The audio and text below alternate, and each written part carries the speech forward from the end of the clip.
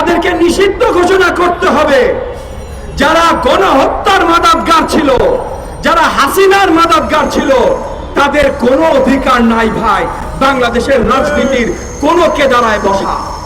আর যদি কোনো কেদারায় বসার অধিকার না থাকে, তাহলে অন্তর্বর্তীকালীন সরকারের সাথে আলোচনায় কিভাবে বসে? যে অন্তর্বর্তীকালীন সরকার যেন এই যে হাসিনা এবং হাসিনার দোসরদের যেমন আর ডাকা বন্ধ করে দিয়েছে, তাদের সাথে আলোচনা হবে না, একইভাবে যেন তারা ওপেনলি ডিক্লেয়ার করে যে হাসিনার দোসর জাতীয় পার্টির সাথেও আলোচনা হবে না। 2014 সালের নির্বাচনটা শেখ হাসিনা একটা মাত্র কারণে করতে পেরেছিল, জাতীয় পার্টি।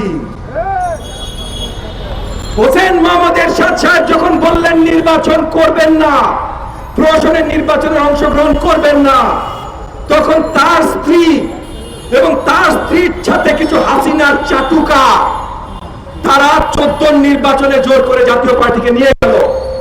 এই যে হাসিনার চাটুকার গুলা যেগুলো 14 নির্বাচনে নিয়ে গেল, তারা তারপর 14 নির্বাচনের পর পার্লামেন্টে গেল, সংসদে গেল। সেই চাটুকার গুলাই 18তে সংসদে গেছে, সেই চাটুকার গুলাই 24-এ সংসদে গেছে। সেই চাটুকার গুলাই আজকে জাতীয় পার্টির হয়ে কথা বলছে। তাইলে এরা যদি জাতীয় পার্টি হয়, তাইলে এই জাতীয় পার্টিও 14 দলের অংশ। এই জাতীয় পার্টিকেও নিষিদ্ধ ঘোষণা করতে হবে।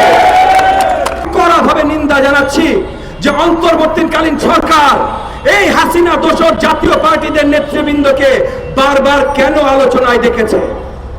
যাদেরকে নিষিদ্ধ ঘোষণা করতে হবে, যারা গণহত্যার মাদকগার ছিল, যারা হাসিনার মাদকগার ছিল, তাদের কোনো অধিকার নাই ভাই বাংলাদেশের রাজনীতির কোনো কেদারায় বসা। আর যদি কোনো কেদারায় বসার অধিকার না থাকে, তাহলে অন্তর্বর্তীকালীন সরকারের সাথে আলোচনায় কিভাবে বসে?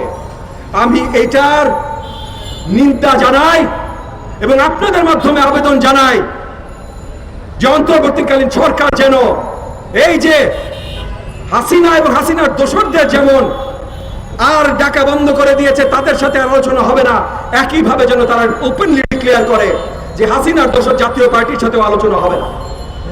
আমরা 5ই আগস্টের পর নতুন বাংলাদেশ গড়ার জায়গায় অবতীর্ণ হয়েছে।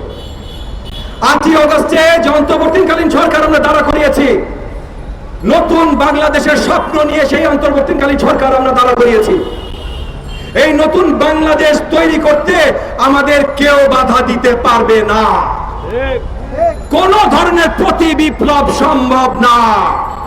হাসিনার যত দোসর যেখানেই লুকিয়ে থাকুক না কেন, বাংলাদেশের জনগণ তাদেরকে প্রতিহত করেই ছাড়বে ইনশাআল্লাহ।